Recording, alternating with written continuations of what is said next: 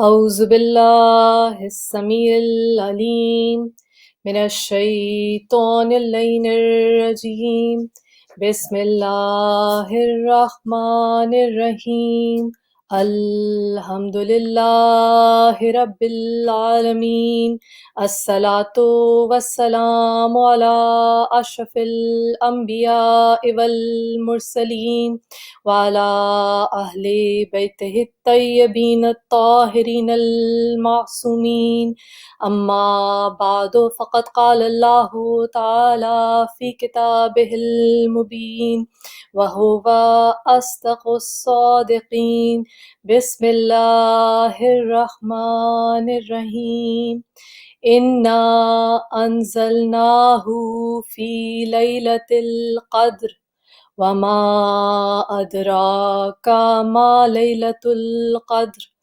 ليلة القدر خير من ألف شهر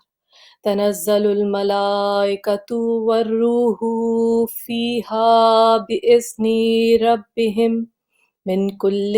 أمر سلام هي حتى مطلع الفجر صدق اللہ العلی العظیم اللہم صلی علی محمد وآل محمد۔ عزیزان گرامی، سرنامہ کلام میں سورہ مبارکہ قدر کی تلاوت کا شرف حاصل کیا گیا۔ یہ وہ عجیب اور عظیم اور عمیق سورہ ہے کہ جس کے بارے میں ایک علامہ صاحب جن کے بارے میں میں نے امریکہ میں سنا کہ انہوں نے کہا کہ میں نے 45 سال وقف کر دیے اس سورہ مبارکہ کی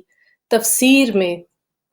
کمال حاصل کرنے میں، لیکن ابھی تک میں اس مبارک سورہ کی تہ تک نہیں پہنچ سکا۔ وہ کہتے ہیں کہ جس طرح اللہ تعالیٰ نے سورہ مبارک میں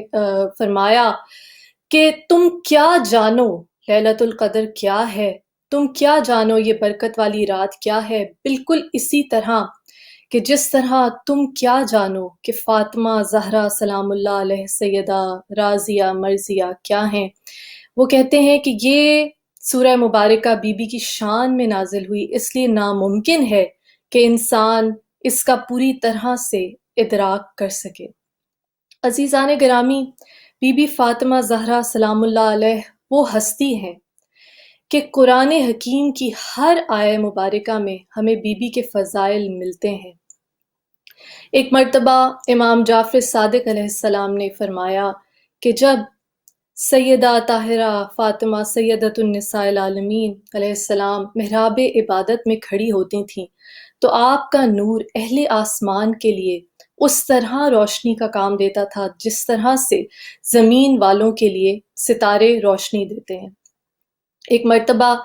5ویں امام باقر العلوم علیہ السلام نے فرمایا کہ اللہ تعالیٰ کی تمام مخلوقات پر، چاہے وہ جن ہوں، انسان ہوں، حیوانات ہوں، نباتات ہوں،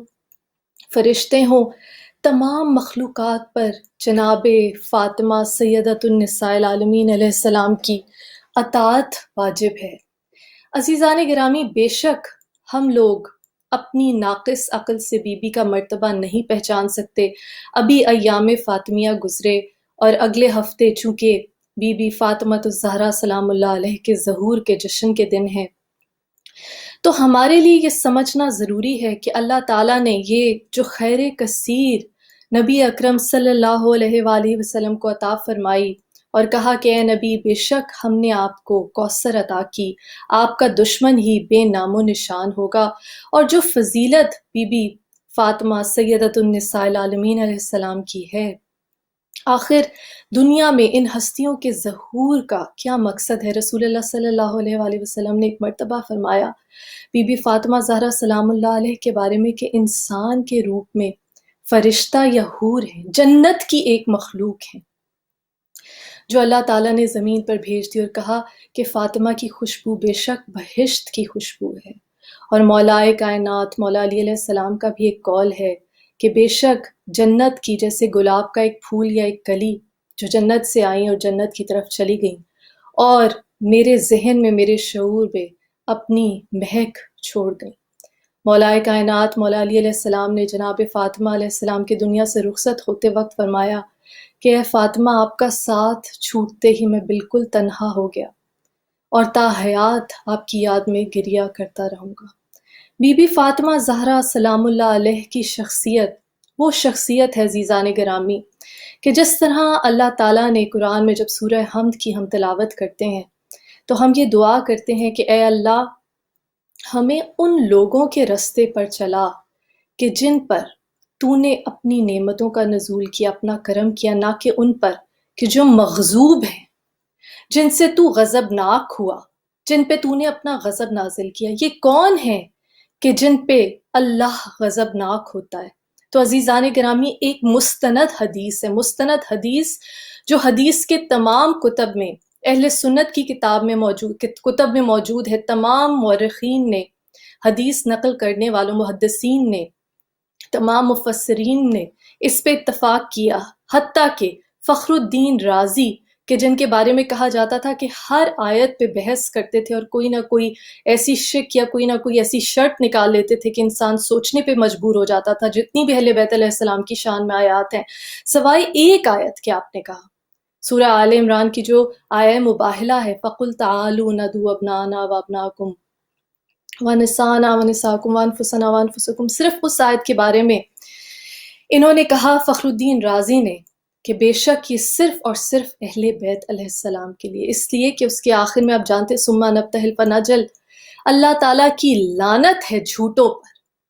تو یہ آیت ہے، وہ کہتے ہیں صرف اہل بیت علیہ السلام کے لیے ہے، لیکن مقصد کہنے کا یہ ہے کہ ان جیسے علماء اور شمس الدین طہبی جیسے علماء جنہیں راس المنتقدین کہا جاتا ہے، تنقید کرنے والوں کے سردار، انہوں نے بھی اس حدیث مبارکہ پر اتفاق کیا کہ بے شک خدا فاطمہ زہرا سلام اللہ علیہ کے غضب سے غضبناک اور فاطمہ زہرا سلام اللہ علیہ کے راضی ہونے سے راضی ہوتا ہے۔ یہ کس قدر بڑی بات ہے۔ بے شک ہر شے کا ایک کمال ہے۔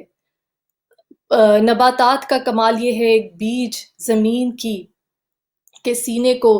توڑ کے کس طرح پہلے کومپل بنتا ہے، پھر ایک پودا بنتا ہے، پھر تناور درخت بن جاتا ہے، پھر اس پہ پھل پھول آتے ہیں۔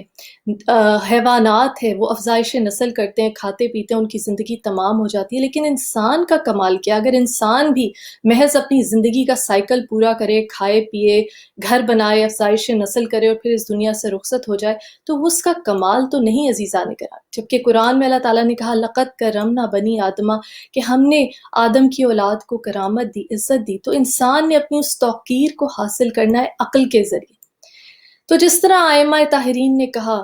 کہ بہت سارے درجے ہیں، پہلا درجہ مسلمان ہونے کا ہے، اس سے اگلا درجہ مومن ہونے کا، ایمان کا ہے، اور اس کا بھی کہا ایمان کے بھی 10 درجے ہیں۔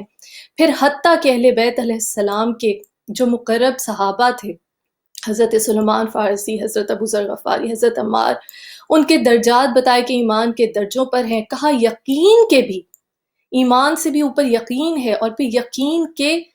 400 درجے ہیں۔ اور یہ یقین کا سفر، جس طرح مولا کائنات مولا علی علیہ السلام نے ایک مرتبہ فرمایا کہ بے شک یقین کی جو نیند ہے وہ شک کی عبادت سے بہتر ہے، اور کہا ہم اہل بیت علیہ السلام کا ذکر شک و شبہ وسواس کو ختم کرتا ہے، تمہارے ایمان کو مضبوط کر دیتا ہے۔ بی بی فاطمہ زہرا سلام اللہ علیہ نے بھی اپنے خطبہ فدق میں ارشاد کیا کہ ولایت پر ایمان تم پہ اس لیے واجب کیا گیا تاکہ تم تفرقے میں نہ پڑو۔ اور بی بی نے بارہا کہا کہ اللہ تعالیٰ جس کی نعمتوں کا کوئی شمار نہیں، جس نے سب کو دیا، سب کچھ دیا، ہر شخص کو اس کے اسباب زندگی کے لیے بھرپور نعمتیں دی، وہ نعمتیں کہ تم اس کا شعور بھی نہیں رکھ سکتے۔ اور پھر کہا کہ اللہ چاہتا ہے کہ تم سبک رفتاری کے ساتھ، تم آسانی کے ساتھ، آسائش کے ساتھ جنت میں داخل ہو جاؤ، اسی لیے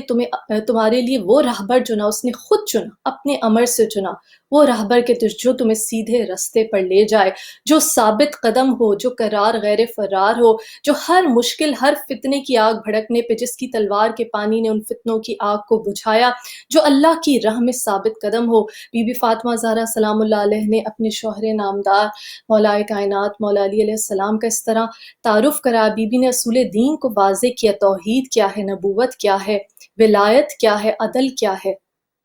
اور قیامت کیا ہے۔ قیامت میں کس طرح حساب ہوگا۔ عزیزان گرامی، یہ جو تنقید کرنے والے حدیث نویس لوگ تھے، یہ مفسرین، انہوں نے بھی اس حدیث پر اتفاق کیا کہ بے شک خدا فاطمہ زہرا سلام اللہ علیہ کے غضب سے غضبناک اور فاطمہ کی رضا میں راضی ہوتا ہے۔ عزیزان گرامی، ایک درجہ ایمان کا یہ ہے کہ انسان مومن یا صبر کی حالت میں ہے یا شکر کی حالت میں ہے۔ ایک درجہ یہ ہے کہ اللہ تعالیٰ کی رضا میں راضی ہو جانا، جیسے انبیاء، جیسے معصومین علیہ السلام، کہ اللہ تعالیٰ نے جس حال میں رکھا، جو بھی صعوبتیں دی، ان پہ بھی اللہ تعالیٰ سے راضی ہو جانا، جس کے لیے پھر اللہ تعالیٰ قرآن میں آواز دیتا ہے سورہ فجر میں، یا ایتھا النفس المطمئنہ ارجعی الی ربک راضیۃ مرضیہ، کہ اے نفس مطمئن اپنے رب کی طرف اس حالت میں آ جا کہ نہ صرف تو اپنے رب سے راضی ہو بلکہ تیرا رب تیرے سے راضی ہو، تو اپنے رب سے راضی ہو۔ عزیزان گرامی، یہ وہ ہستیاں ہیں کہ جن کے بارے میں قرآن کہتا ہے جزاہم بما صبروا جنت، کہ ان کے صبر کے بدلے میں ان کو جنت عطا کی۔ اگر خدا نے اولاد نہیں دی تو اس کی رضا میں راضی، اگر وہ ایک نبی کو بڑھاپے کی حالت میں اولاد عطا کرتا ہے تو تب بھی اس کی رضا میں راضی، اگر جناب ابراہیم علیہ السلام کو یہ حکم دیتا ہے کہ اپنے بیٹے حضرت اسماعیل علیہ السلام کے گلے پہ چھری پھیر دیں، اس کی رضا میں راضی، حضرت ایوب علیہ السلام بیماری کی حالت میں، بیٹوں کے قتل ہونے پہ، مال و اسباب کے لٹنے پہ بھی کہتے ہیں کہ یا اللہ تیری رضا میں راضی۔ اور شکر کی معراج ہے۔ امام زین العابدین علیہ السلام، غیرت اللہ آپ کا لقب ہے، اور آپ فرماتے ہیں کہ میں کس قدر اللہ کا شکر کس طرح ادا کر سکتا ہوں کہ اس کا ایک شکر ادا کرنے سے مجھ پہ پھر سے شکر واجب ہو جاتا ہے اس شکر کو ادا کرنے کے لیے۔ اور بی بی زینب علیہ السلام اللہ کی رضا میں راضی، کہ بی بی کہتی ہیں کہ میں نے کچھ نہیں دیکھا، جب ملعون کہتا ہے کہ تعریف اس خدا کی جس نے نعوذ باللہ تیرے بھائی کو قتل کیا، تو بی بی کہتی ہیں کہ میں نے تو خدا سے صرف خوبصورتی کے سوا کچھ نہیں دیکھا۔ یہ ہے ایمان کی معراج، یہ ہے یقین کی معراج، یہ ہے خدا پہ توکل کی معراج۔ جب اللہ تعالیٰ سے محبت کرو تو قرآن کی اس ندا کو یاد کرو، قل ان کنتم تحبون اللہ فاتبعونی یحببکم اللہ، اے نبی کہہ دیجئے اگر تم مجھ اللہ سے محبت کرتے ہو تو میرے نبی کا اتباع کرو، پھر اللہ بھی تم سے محبت کرنے لگے گا، نبی کا اتباع کرو۔ اور پھر کہا کہ اجر رسالت ہے نبی کہہ دیجئے میں کچھ نہیں مانگتا مگر یہ میرے اقربا سے محبت کرو۔ اور اقربا، عزیزان گرامی، اقربا کون ہے؟ نبی اکرم صلی اللہ علیہ وآلہ وسلم نے کہا کہ فاطمہ بضعۃ منی، میرے جگر کا ٹکڑا ہے، جو فاطمہ کو تکلیف پہنچائے اس نے مجھے تکلیف پہنچائی۔ اور پھر وہ حدیث کہ خدا بی بی فاطمہ زہرا سلام اللہ علیہ کے غضبناک ہونے سے غضبناک ہوتا ہے۔ عزیزان گرامی، پچھلی نشستوں میں بھی یہ ذکر کیا گیا کہ آخر یہ جو ہم تاریخ کے اوراق کو ٹٹولتے ہیں، اس پہ غور و فکر کرتے ہیں، اس کا مقصد کیا ہے؟ اس کا مقصد، سب سے بڑا مقصد تو یہ ہے کہ اللہ تعالیٰ نے جب ہدایت کے سلسلے کو نور علی نور، نبوت کے سلسلے کو امامت میں منتقل کیا اور اب اس دنیا کو اپنے ہادی سے خالی نہیں رکھا، کل شیء احصیناہ فی امام مبین، ہر مقام پہ، ہر موقع پہ، ہر زمان و مکان میں انسان کے لیے ہادی کو رکھا، وہ ہادی جو اس نے خود چنا، وہ ہادی جو من کنت مولا فہذا علی مولا کے اس اعلان کے بعد، کہ جس کے بارے میں میرے نبی صلی اللہ علیہ وآلہ وسلم نے کہا کہ اگر تمام لوگ دل سے علی کی ولایت پر راضی ہو جاتے، دل سے علی کی ولایت پہ راضی ہو جاتے، تسلیم کر لیتے، تو خدا جہنم کو خلق ہی نہ کرتا۔ نبی اکرم صلی اللہ علیہ وآلہ وسلم نے ایک مرتبہ فرمایا کہ اگر کوئی شخص کوہ احد کے برابر سونا اللہ کی راہ میں دے دے، ہزار ہا روزے رکھے، نمازیں پڑھے، حج کرے، بے شک پیدل حج کرے، غزوات میں انبیاء کے ساتھ شہید ہو، شامل ہو، لیکن اگر دل میں بغض علی ہے تو بے شک وہ بوئے بہشت کو سونگھ بھی نہیں سکتا۔ عزیزان گرامی، اس کا فلسفہ کیا ہے؟ یہ وہی فلسفہ ہے جو قرآن میں ابلیس کا قصہ بیان کیا کہ اللہ تعالیٰ نے کہا کہ جیسے ہی نفخت فیہ من روحی، میں اپنی روح پھونکوں اس آدم کے پتلے میں، فقعوا لہ ساجدین، فوراً سجدے میں گر جانا۔ ابلیس نے سجدے سے انکار کیا کہ اے اللہ تجھے تو سجدہ کر دوں گا، غیر اللہ کو نہیں۔ مقام فکر ہے ناظرین، اے اللہ تجھے سجدہ کر دوں گا۔ خدا کی توحید میں اس نے کمی نہیں کی۔ اس نے کہا اے اللہ صرف تجھے سجدہ کروں گا، لیکن اس خاک کے پتلے کو نہیں۔ تو آواز ربی آتی ہے، طاعتی ما اریدو لا ما تریدو، اطاعت ایسے کرو جیسے کہ میں چاہتا ہوں، نہ کہ جیسے تم چاہتے۔ وہی ایک دربار وہاں سجا تھا اور ایک دربار یہاں اس زمین میں غدیر خم میں ایسا سجا کہ اونٹوں کے پالانوں سے منبر بنایا گیا۔ نبی اکرم نے اپنے ہاتھوں پر بلند کر کے وہ پیغام پہنچایا جس کے بارے میں قرآن نے آواز دی، بلغ اے رسول، یہ پہنچا دیجئے۔ اگر آپ نے رسالت یہ پیغام نہ پہنچایا تو گویا رسالت کا کوئی کام نہ کیا۔ اور جب پیغام پہنچا دیا اور کہا کہ جو نہیں آئے، جو موجود ہیں وہ بعد میں آنے والوں کو بتا دیں، انتظار کیا گیا، منبر بنایا گیا، اعلان کیا گیا، من کنت مولا فہذا علی مولا، جس کا میں مولا اس کا علی مولا۔ عزیزان گرامی، یہ بھی ایک دربار تھا۔ طاعتی ما اریدو لا ما تریدو، اطاعت ویسے کرو جیسے کہ میں چاہتا ہوں، نہ کہ جیسے تو چاہتا ہے۔ ثابت کر دیا وہاں ابلیس کو راندہ درگاہ کر کے۔ ہزاروں برس اس نے عبادت کی تھی، حتیٰ کہ جن سے فرشتوں کے لیول پہ پروموٹ ہو گیا تھا، اس کی ترقی ہو گئی، اس کو عرش اولا پہ بلایا گیا۔ اتنی عبادت سب بیکار، صرف ایک سجدے سے انکار سے۔ وہ ایک سجدہ جسے تو گراں سمجھتا ہے، ہزار سجدوں سے دیتا ہے آدمی کو وہ ساری عبادت۔ کچھ مورخین نے، مفسرین نے لکھا 20,000 برس، کچھ نے لکھا 40,000 برس۔ وہ پوری کی پوری عبادت ضائع ہو گئی اس ایک لمحے میں، جب ابلیس نے انکار کیا۔ اللہ ابلیس، سب سجدے میں گر گئے، اللہ ابلیس، سوائے ابلیس کے۔ اور اس میں ایک پل کی، ایک لمحے کی بھی تاخیر رب العزت کو گوارا نہیں تھی۔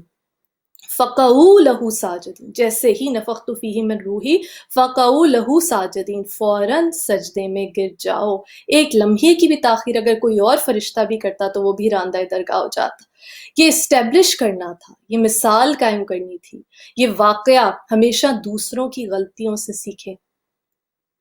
میرے والد محترم سید تصدق حسین ہمیشہ کہتے تھے کہ دوسروں کی غلطیوں سے سیکھو، کیونکہ وہ آسان ہے، دوسروں کے تجربے سے فائدہ اٹھاؤ، نہ کہ اس غلطی کا خمیازہ ہمیشہ تمہیں خود بھگتنا پڑے۔ یہ وہ بات ہے جو وہ ہمیشہ کہتے ہیں، اور میں سمجھتی ہوں کہ قرآن حکیم میں اگر آپ غور و فکر کریں، جس کی بارہا قرآن نے دعوت دی ہے کہ تم قرآن میں تدبر کیوں نہیں کرتے، تم قرآن میں تفکر کیوں نہیں کرتے، کیا تمہارے دلوں پر کفر چڑھے ہوئے؟ یہ جو سارے انبیاء کے قصے بتائے گئے، ابلیس کا قصہ بتایا گیا، قارون کا قصہ بتایا گیا، فرعون کا قصہ بتایا گیا، ان تمام قصوں کے ذریعے سبق حاصل کرنے کی تاکید کی گئی کہ دیکھو یہ سبق حاصل کرو، کیونکہ تم یہ جو ٹیمپرری عارضی زندگی ہے تمہاری اس دنیا میں، اس میں تمہارے پاس اتنا وقت نہیں کہ تم کتنی غلطیاں کرو اور ان غلطیوں سے سیکھو، تو بہتر ہے کہ جو گزر گئے ان کی غلطیوں سے سیکھو۔ ابلیس سے یہ مثال ثبت کر دی کہ ہزاروں برس کی عبادت، اور جہاں ایک حکم ماننے سے، ایک سجدے سے، ایک بیعت سے، ایک اطاعت کے فرمان سے کفر کیا، انکار کیا، تو راندہ درگاہ ہو گیا، تا قیامت ملعون ہو گیا، تا قیامت اس کے شر سے پناہ مانگی گئی۔ تو اسی طرح غدیر خم کے میدان میں چاہے ہزاروں برس کی عبادت کی ہو، چاہے کوہ احد کے برابر سونا خدا کی راہ میں دیا ہو، چاہے غزوات میں شرکت کی ہو، جہاد کیا ہو، روزے رکھے ہوں، نمازیں پڑھی ہوں، سب تمہارے منہ پر مار دی جائیں گی اگر تم نے من کن تو مولا فہذا علی مولا کے پیغام پہ لبیک دل سے نہ کہا، دل سے نہ کہا۔ کہ جب نبی اکرم صلی اللہ علیہ وآلہ وسلم سے پوچھا گیا کہ کیسے پتہ چلے گا یہ منافقت کا زہر جو اس مذہب میں آیا کہ دل میں کچھ اور زبان پہ کچھ، کیسے پتہ چلے گا کہ یہ مومن ہے، یہ منافق ہے؟ تو میرے نبی نے کہا کہ ذکر علی شروع کرو، زینوا مجالسکم بذکر علی ابن ابی طالب، اپنی مجالس کو علی ابن ابی طالب کے ذکر سے مزین کرو، اور جب ذکر علی شروع ہو تو جس کا چہرہ سنور جائے، جس کے چہرے پہ رونق آ جائے وہ مومن ہے، اور جس کا چہرہ بگڑنے لگے، اس پہ بغض آ جائے تو سمجھ لو کہ وہ منافق ہے۔ اس دربار میں غدیر خم کے میدان میں یہ ثابت ہو گیا کہ وہ ایک اطاعت، من کن تو مولا فہذا علی مولا، جس جس کا میں مولا اس کا علی مولا، اگر وہ ایک اطاعت دل سے نہیں کرو گے تو تم مومن نہیں بن سکتے۔ تمہاری تمام نمازیں، تمہارے تمام روزے، تمہارے حج، تمہاری زکوٰۃ، تمہارا جہاد، سب ضائع، تمہارے منہ پر مار دیا جائے گا۔ عزیزان گرامی، یہ وہ سبق ہے جس میں توحید بھی ہے، یہ وہ سبق ہے جس میں نبوت کا اصول دین بھی ہے، توحید کا اصول دین بھی ہے، امامت کا اصول دین بھی ہے، عدل کا اصول دین ہے، اور قیامت کا اصول دین ہے۔ قرآن حکیم میں تنبیہ کی کہ ہرگز ہرگز دیکھو اپنی آوازوں کو رسول کی آوازوں پر بلند نہ کر۔ کوئی ہوں گے بلند کرنے والے، وہی جنہوں نے جب سورہ فتح نازل ہوئی، صلح حدیبیہ کے موقع پہ اللہ تعالیٰ کہتا ہے ید اللہ فوق ایدیہم، اللہ کا ہاتھ سب سے اوپر ہے۔ وہ ہاتھ کہ جب مولا کائنات مولا علی علیہ السلام ید اللہ سے کہا گیا کہ محمد رسول اللہ، کفار نے کہا ہم نہیں مانتے محمد رسول اللہ کاٹ، تو آپ نے کہا میں نہیں کاٹ سکتا کیونکہ ید اللہ ہے۔ اور اس موقع پہ قرآن نے کہا کہ انا فتحنا لک فتحا مبینا، کہ بے شک تمہیں روشن اور واضح فتح عطا کی، اور وہی صحابہ ساتھ نشست و برخاست کرنے والے، قیام و طعام کرنے والے، کہتے ہیں نعوذ باللہ، مستند تمام مسالک کی کتابوں میں لکھا ہے کہ ان صحابہ نے اس وقت کہا کہ نعوذ باللہ اتنا شک تو ہمیں نبی کی رسالت میں کبھی نہیں ہوا جتنا آج ہوا۔ اس لیے عزیزان گرامی، قرآن گواہی دیتا ہے کہ بے شک یہ اپنی مرضی سے ایک حرف بھی نہیں کہتے، وما ينطق عن الهوى ان هو الا وحی یوحی، بے شک یہ نبی اکرم صلی اللہ علیہ وآلہ وسلم اپنی مرضی سے تو ایک حرف بھی نہیں کہتے، بلکہ جو بھی کہتے ہیں وہ بھیجی ہوئی وحی ہے۔ اپنی مرضی سے ایک حرف بھی نہیں کہتے۔ اگر کہتے ہیں کہ فاطمہ میرے جگر کا ٹکڑا ہے تو یہ اللہ کی بھیجی ہوئی وحی ہے۔ اگر یہ کہتے ہیں جس نے فاطمہ کو ناراض کیا اس نے مجھے ناراض کیا، تو یہ بے شک بھیجی ہوئی وحی ہے۔ اگر یہ نبی اکرم صلی اللہ علیہ وآلہ وسلم ان علماء نے جنہوں نے شمس الدین تہبی جیسے نام، فخر الدین رازی جیسے نام، جنہوں نے ہر آیت پر بحث کی، حدیث پہ بحث کی، اگر وہ بھی مستند یہ حدیث بتاتے ہیں کہ بے شک فاطمہ کے غضبناک ہونے سے خدا غضبناک ہوتا ہے، بے شک فاطمہ زہرا سلام اللہ علیہ کے راضی ہونے سے خدا راضی ہوتا ہے، اگر نبی اکرم صلی اللہ علیہ وآلہ وسلم کی زبان مبارک سے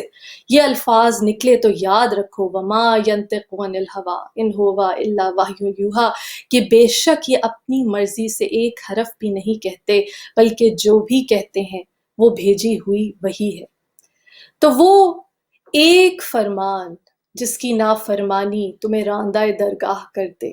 وہ ایک فرمان جس کی نافرمانی تمہیں دائرہ ایمان سے خارج کر دے، تمہیں ملعون کر دے،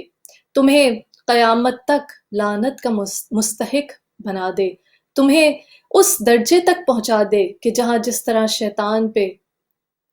پتھر کنکریاں ماری جاتی ہیں مینا کے میدان میں۔ عزیزان گرامی، یہ لمحہ فکریہ ہے، اور یہ ہمارے لیے یہ تاریخ کے اوراق کو پلٹنا، سمجھنا اس لیے ضروری ہے کہ جب ہم سورہ فاتحہ میں، جب ہم نماز میں کہتے ہیں الحمدللہ رب العالمین، اے پروردگار ہمیں ان کے رستے پہ چلا کہ جن پہ تو نے اپنا فضل کیا، اپنا کرم کیا، نہ کہ ان کے رستے پہ کہ جن سے تو غضبناک ہوا۔ تو سب سے پہلے یہ جان لینا ضروری ہے کہ سیدھا رستہ کس کا رستہ ہے، کس کو فالو کرنا ہے، کس کی رہنمائی میں چلنا ہے۔ جس طرح بی بی فاطمہ زہرا سلام اللہ علیہ نے اپنے خطبہ فدق میں یہ واضح کیا کہ جسے اللہ نے تمہارا ہادی بنایا، ابو الحسن علیہ السلام، جنہیں دنیا سے صرف یہ رغبت ہے مولا کائنات مولا علی علیہ السلام کہ کسی پیاسے کی پیاس بجھا دیں، کسی بھوکے کی بھوک مٹا دیں، کہ جب اللہ تعالیٰ نے تمہارے لیے وہ رہنما چنا کہ جو تمہیں بہت تیزی کے ساتھ، بہت آسانی کے ساتھ سیدھے رستے پہ چلاتے ہوئے حوض کوثر کے جام پینے کے لیے لے جاتا، تو پھر تم نے ایسے لوگوں کو اپنا رہنما کیوں بنا لیا جو خود راستے کی خبر نہیں رکھتے، جو دنیا پرست ہیں، جو دنیا کی محبت رکھتے ہیں؟ جس طرح امام موسیٰ کاظم علیہ السلام سے روایت ہے کہ حضرت داؤد علیہ السلام کو اللہ تعالیٰ نے وحی کی کہ اے داؤد، اللہ کے بندوں سے کہہ دو کہ ایسے عالم، ایسے رہنما کو اپنا رہبر نہ بنائے جو دنیا کی رغبت رکھتا ہو، دنیا کی محبت رکھتا ہو، کہ یہ لوگوں کے لیے ڈاکو اور راہزن ہے۔ تو سب سے پہلے راستے کی شناخت کرنا ضروری ہے کہ جس مذہب پہ ہم چلنا چاہ رہے ہیں، جس ضابطہ حیات کو ہم فالو کرنا چاہ رہے ہیں، وہ مذہب جس کے بارے میں اللہ تعالیٰ نے کہا کہ ان الدین عند اللہ الاسلام، کہ بے شک اللہ کے نزدیک دین اسلام ہی ہے، اس کا اصل راستہ کیا ہے،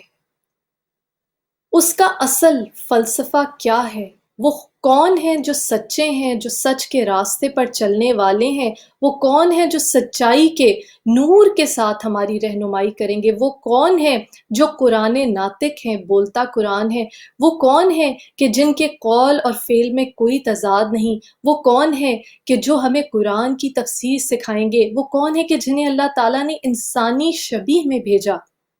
انسانی شبیہ میں بھیجا۔ ایک مرتبہ حضرت سلمان فارسی علیہ السلام نے جب مولائے کائنات مولا علی علیہ السلام سے یہ سوال پوچھا کہ ایک شخص جو تمام زندگی اللہ تعالیٰ کے لیے تقوی اختیار کرتا رہا، تقوی اختیار کرتا رہا، یہ ایمان سے اوپر کا درجہ ہے تقوی،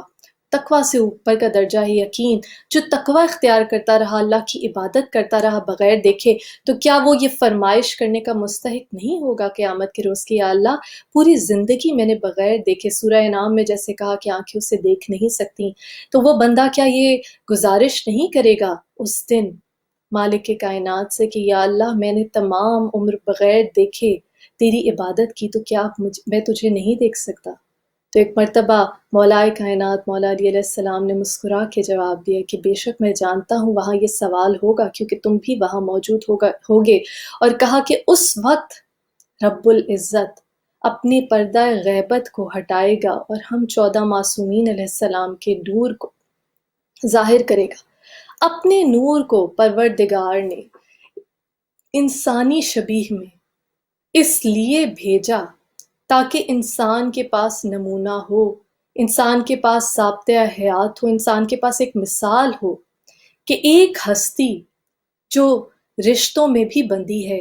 ایک ہستی جو کسب معاش کے لیے جد و جہد بھی کرتی ہے، ایک ہستی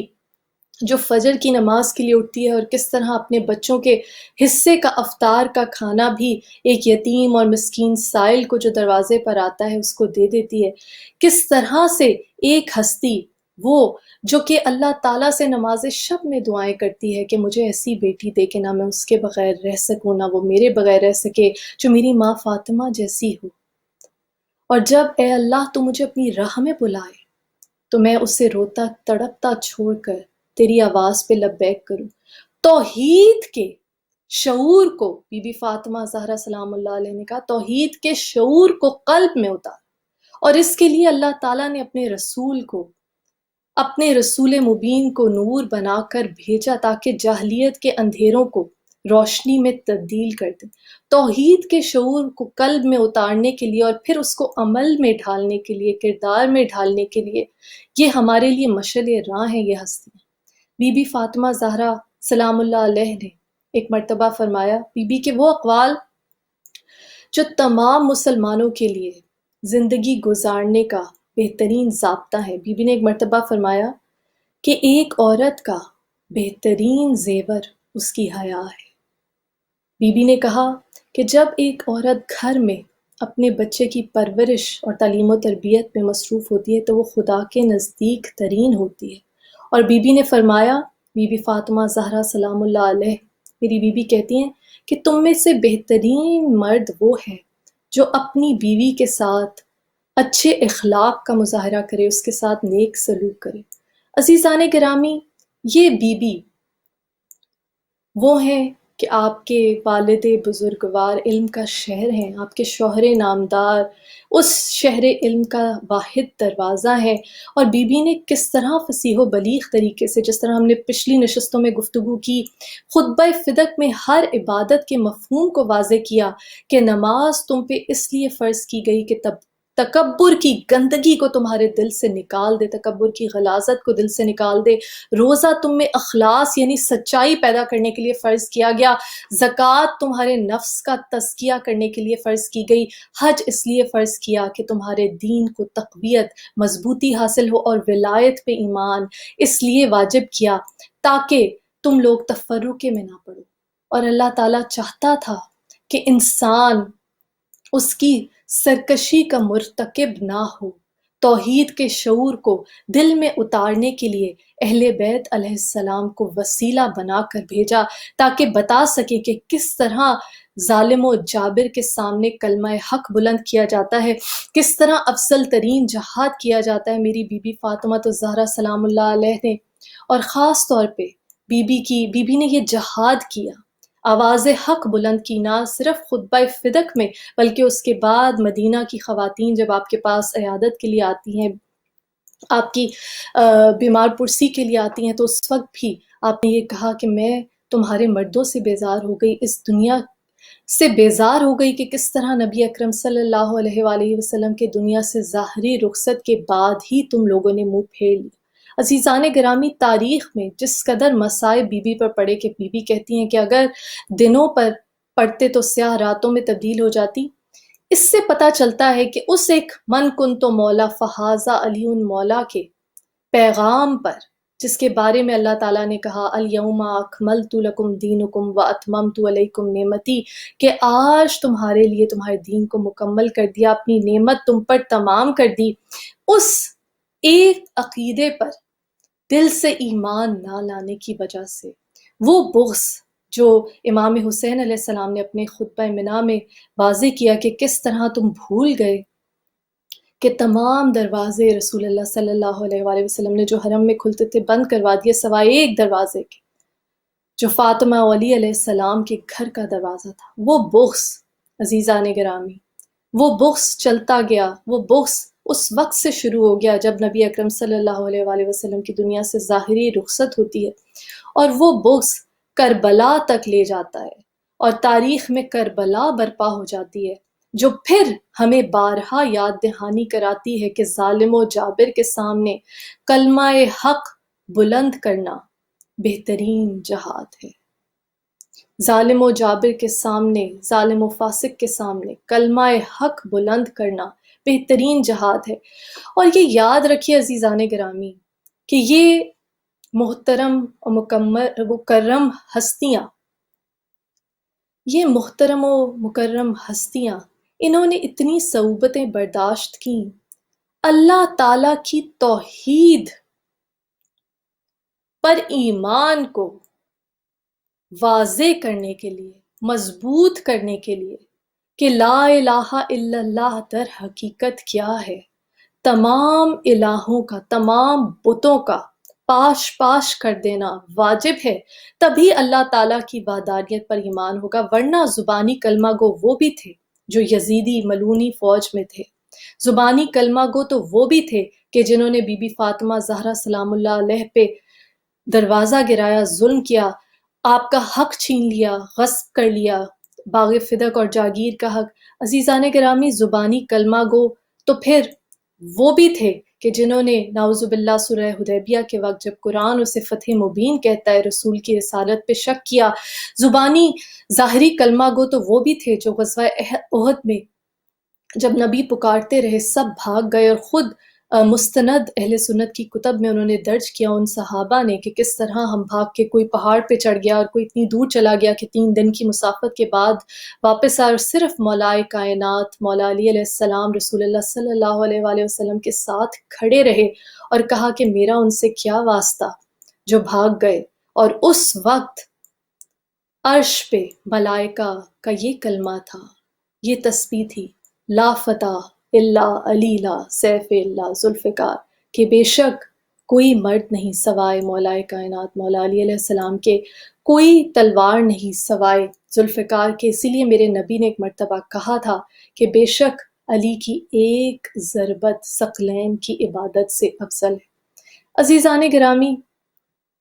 کی محمد سے وفا تو نے تو ہم تیرے ہیں، یہ جہاں چیز ہے کیا لوح و قلم تیرے ہیں۔ وہ نبی جس نے انسانیت کو جہالت کے اندھیروں سے نکالا، بے شک یہ وہی لوگ تھے جنہوں نے خود اپنی سوانحوں میں لکھا، خود تاریخ میں لکھا کہ ہم نے اپنی مولود بیٹی کو ہاتھ سے دفن کیا۔ بے شک یہ وہی لوگ تھے جو بعد میں بی بی فاطمہ زہرا سلام اللہ علیہ رحمت للعالمین کے گھر کی رحمت پر ظلم کرتے ہیں، دروازہ گراتے ہیں، حضرت محسن علیہ السلام شہید ہوتے ہیں، اس قدر ظلم ہوتا ہے۔ بے شک یہ وہی شقی القلب لوگ تھے جو اپنی اولاد کو دفن کر چکے تھے، اور انہوں نے خود اس بات کا اقرار کیا کہ کس طرح وہ بچی انگلی کھینچتی تھی، یہ دامن کھینچتی تھی، اور کس طرح انہوں نے زندہ درگور کیا۔ یہ وہی شقی القلب لوگ تھے کہ جو دنیا کی محبت کے لیے، دنیا کے الہ کے لیے، مال غنیمت کے الہ کے لیے، اقتدار کے الہ کے لیے نبی اکرم صلی اللہ علیہ وآلہ وسلم کی بتائی ہوئی ہر بات کو فراموش کر بیٹھے۔ بی بی فاطمہ زہرا نے خطبہ فدق میں یہ یاد دہانی کرائی، انصار کو یاد دہانی کرائی، ان لوگوں کو، ان مسلمانوں کو یاد دہانی کرائی کہ کس طرح جو عہد و پیمان تم نے نبی سے کیا، کس طرح سے تم اس کو فراموش کر سکتے ہو۔ عزیزان گرامی، یہ وہ عہد ہے جو ہر روح نے اپنے رب سے کیا، لست بربکم، عالم ارواح میں۔ یہ وہ عہد ہے کہ جب ظاہر ہے ہم اللہ تعالیٰ کی توحید کا عہد کرتے ہیں تو وہ عہد نبی اکرم صلی اللہ علیہ وآلہ وسلم کی رسالت پہ ایمان لائے بغیر ممکن نہیں۔ وما ارسلناک الا رحمت للعالمین، اور اللہ خود کہتا ہے قل ان کنتم تحبون اللہ فاتبعونی یحببکم اللہ، کہ اگر اللہ سے محبت کرتے ہو تو اے نبی کہہ دیجئے کہ مجھ محمد صلی اللہ علیہ وآلہ وسلم کا اتباع کرو، اللہ بھی تم سے محبت کرنے لگے گا۔ عزیزان گرامی، وہ محبوب الہی کہ جس کو کبھی وہ طٰہٰ، کبھی یاسین، کبھی یا ایھا المزمل، کبھی یا ایھا المدثر کہہ کے مخاطب کرتا ہے، اس قدر محبت سے، اس قدر توقیر کے ساتھ، اس نبی اکرم صلی اللہ علیہ وآلہ وسلم جس کے بارے میں قرآن کہتا ہے کہ تمہارے لیے شفیق ہیں اور تمہاری تکلیف ان کو شاق گزرتی ہے۔ اس رحمت للعالمین کے گھرانے پر جو ظلم ہوا، وہ در حقیقت مسلمان امت کا اپنے اوپر ظلم تھا۔ جس طرح بی بی زینب علیہ السلام، عالمہ غیر معلمہ نے، ثانی زہرا علیہ السلام نے اپنے خطبے میں اس ملعون کو، اس کے بت کو کس طرح پاش پاش کیا، کہا کہ تو کیا سمجھتا ہے کہ تو نے ہم پر ظلم کیا؟ نہیں، تو نے تو خود اپنے گوشت کو نوچا ہے، اپنی کھال کو نوچا ہے۔ اور پھر قیامت کا ذکر کیا، جس طرح بی بی فاطمہ زہرا سلام اللہ علیہ نے کہا تھا کہ روز محشر ملاقات ہوگی، بی بی زینب علیہ السلام نے کہا کہ روز محشر ملاقات ہوگی، تو قیامت کا اصول دین۔ تو عزیزان گرامی، یہ جو مختصر وقت، مختصر زندگی، اس دنیا کی زندگی جو ہمیں ملی، جس کے بارے میں نبی اکرم صلی اللہ علیہ وآلہ وسلم نے کہا کہ دنیا اور آخرت کی زندگی کا موازنہ ایسا ہے جیسے سمندر کے سامنے قطرہ، کیونکہ یہ زندگی بہت مختصر ہے، اس جہاں کی ہر چیز فانی ہے، ایک وہی پروردگار جاودانی ہے، باقی سب فانی۔ اس دنیا میں سب کچھ ختم ہونے والا ہے، اسی لیے مولائے کائنات مولا علی علیہ السلام نے کہا اس جسم کی آسائش اور آرائش پہ اتنی توجہ نہ دو کہ اس نے تو مٹی میں مل جانا ہے، ہاں روح کی افزائش پہ توجہ دو کہ روح نے ہمیشہ رہنا ہے۔ نفخت فیہ من روحی، میں اپنی روح پھونک دوں، تو اس روح کی افزائش کا بندوبست کیجئے۔ اور مولائے کائنات مولا علی علیہ السلام نے کہا کہ روح عشق سے پاک ہوتی ہے، اور یہ عشق عشق الہی ہے، وہی عشق کہ جب امام حسین علیہ السلام، آپ کا قافلہ جب کربلا پہنچا تو کسی نے کہا یہ کیا جگہ ہے؟ آپ نے کہا یہ عاشقان خدا کی قتل گاہ ہے۔ عزیزان گرامی، جب ہم ان عاشقان خدا کو یاد کرتے ہیں، نفس مطمئنہ کو یاد کرتے ہیں کہ اللہ تعالیٰ انہیں کہتا ہے ایسی حالت میں اپنے رب کے پاس آ کہ تیرا رب تجھ سے راضی ہے، تو بھی اپنے رب سے راضی ہو جائے، راضیہ مرضیہ۔ یہ وہ ہستیاں، بی بی فاطمہ زہرا سلام اللہ علیہ، تنقید کرنے والوں نے بھی مانا کہ نبی اکرم صلی اللہ علیہ وآلہ وسلم کی مبارک لسان سے الفاظ جاری ہوئے کہ فاطمہ کے غضبناک ہونے سے خدا غضبناک ہوتا ہے، اور فاطمہ کی رضا میں خدا راضی ہوتا ہے۔ عزیزان گرامی، یہ مظہر خدا اس پروردگار کے مظہر ہیں کہ جو انسان کو بے شک 70 ماؤں سے بڑھ کر پیار کرتا ہے۔ وہ چاہتا ہے کہ انسان اپنی معراج کو پہنچے، وہ معراج جو محض اس دنیا کی زندگی گزارنے تک پوری نہیں ہوتی، بلکہ علم کی وہ معراج کہ جس کے بارے میں مولا کائنات مولا علی علیہ السلام نے فرمایا کہ جب تم میں سے کوئی علم کی معراج پہ، علم کی انتہا پر پہنچے گا تو وہ اسی حقیقت کو یعنی توحید کو پالے گا کہ ایک چونٹی کو خلق کرنے والا خدا بھی وہی ہے جو کھجور کے درخت کے ایک پتے کو خلق کرنے والا ہے۔ عزیزان گرامی، توحید کے شعور کو قلب میں اتارنے کے لیے ضروری ہے کہ ہم یہ یاد رکھیں، نبی اکرم صلی اللہ علیہ وآلہ وسلم نے فرمایا کہ تم میں 2 چیزیں چھوڑ کے جا رہا ہوں، قرآن حکیم اور اہل بیت علیہ السلام۔ لن یفترقہ، یہ بے شک ایک دوسرے سے جدا جدا نہیں ہے۔ جس طرح بی بی فاطمہ زہرا سلام اللہ علیہ نے کہا کہ میں فاطمہ ہوں،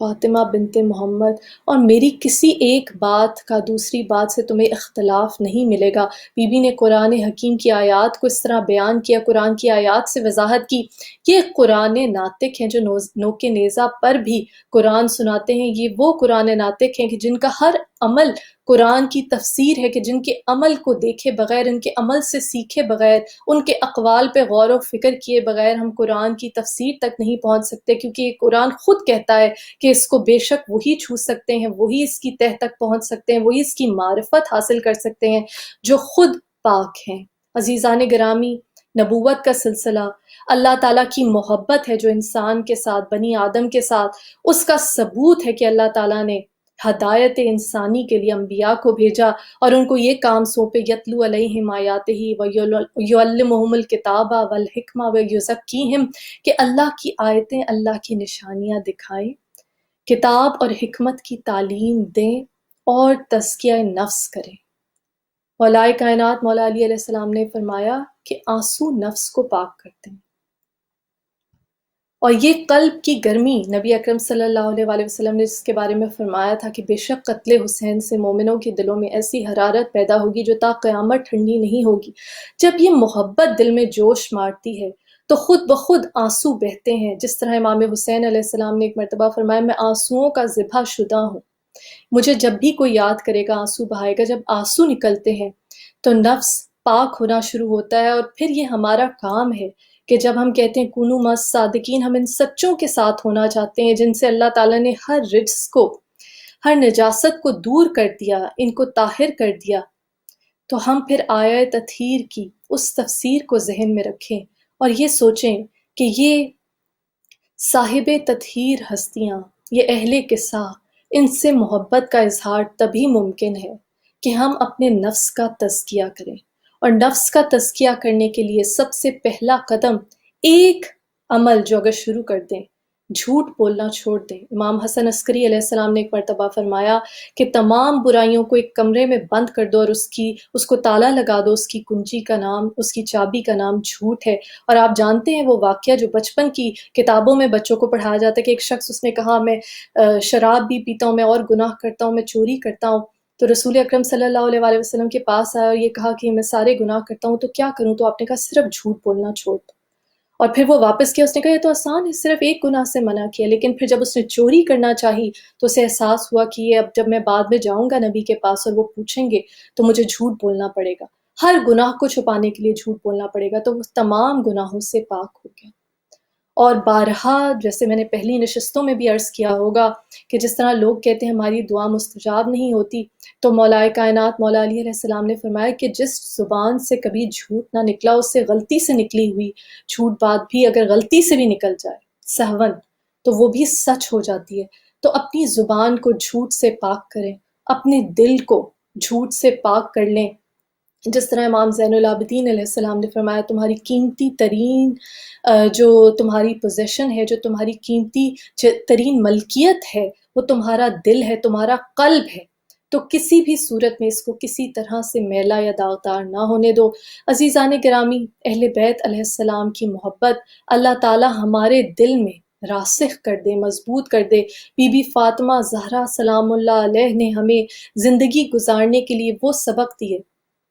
ایک کال ہے بی بی کا جو خاص طور پہ خواتین کے لیے، بی بی نے کہا کہ مجھے اس چیز سے حیا آتی ہے کہ میں اپنے شوہر سے کسی ایک ایسی چیز کی فرمائش کروں جو وہ پوری نہ کر سکے۔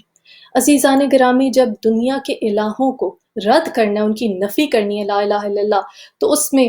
تمام خواہشات کے بتوں کی نفی کرنی ہوگی، تبھی ہم لا الہ الا اللہ کی اس منزلت پہ پہنچ سکیں گے۔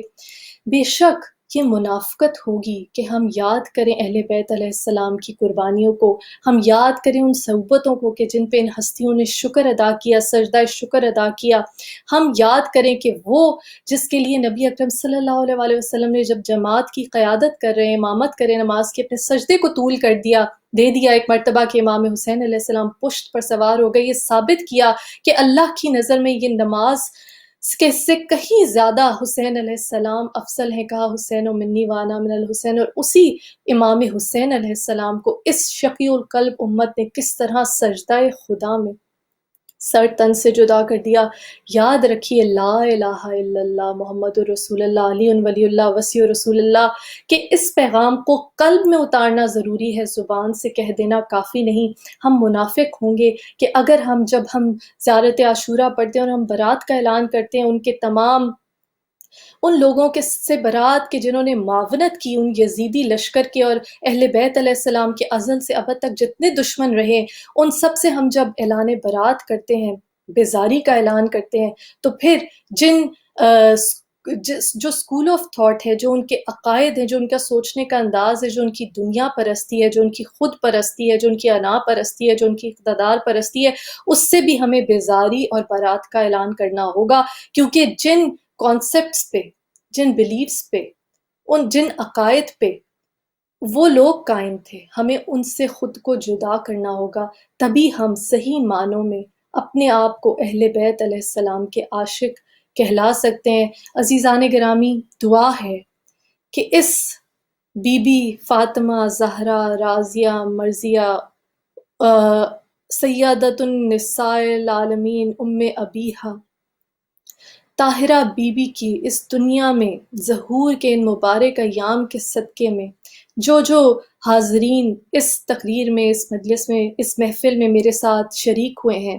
یا اللہ تو ان کی تمام دلی حاجات کو تو علیم بذات الصدور ہے، اپنی بارگاہ میں قبول و منظور فرما۔ یا اللہ ہم سب کے علم میں اضافہ فرما، ہمیں علم کی اس معراج پہ پہنچا دے کہ ہم توحید کے فلسفے کو سمجھ سکیں اور دن بدن اپنے ایمان کو بہتر، اپنے کردار کو بہتر کرتے رہیں، جس طرح نبی اکرم صلی اللہ علیہ وآلہ وسلم نے فرمایا کہ بدقسمت ہے وہ شخص جو اگلے دن، اس کا آنے والا دن پچھلے دن سے بہتر نہ ہو اپنی کردار سازی، اپنے نفس کے تزکیے کے لیے، اور یہ ایک مسلسل عمل ہے، جہاد اکبر ہے نفس کے خلاف جہاد کرنا۔ یا اللہ ہمیں کوئی غم نہ دے سوائے غم حسین کے، اور شبیر کا غم بانٹ رہا ہے تو ادھر دے، اس رزق حسن کے صدقے میں جو تو نے ان شہداء کو دیا اور قرآن میں اعلان کیا کہ ان کے بارے میں گمان بھی نہ کرو کہ یہ مردہ ہے بلکہ یہ زندہ ہے اور میری جناب سے رزق حسن پاتے، اس رزق حسن کے صدقے میں ہم سب کے رزق میں وسعت عطا فرما، جن کے اپنے گھر نہیں انہیں وسیع و عریض وہ گھر دے جو مجلس شبیر کے لیے ہوں، جو بیمار ہیں، جو اس وقت کووڈ میں مبتلا ہیں، اور یا اللہ ہم سب کو اس بیماری کے شر سے محفوظ رکھ، جو کسی بھی بیماری میں کوئی مومن مبتلا ہے، بیمار کربلا کے صدقے میں انہیں شفاء کلی عطا فرما، جو بے گناہ قید ہیں جناب سکینہ علیہ السلام کے اس زندان کی پرآشوب قید کے واسطے میں ان کو جلد از جلد رہائی عطا فرما۔ یا اللہ ہمیں کوئی غم نہ دے سوائے غم شبیر کا غم بانٹ رہا ہے تو ادھر دے، لعنت اللہ علی قوم الظالمین، اللہم صلی علی محمد وآل محمد وما علینا الا البلاغ۔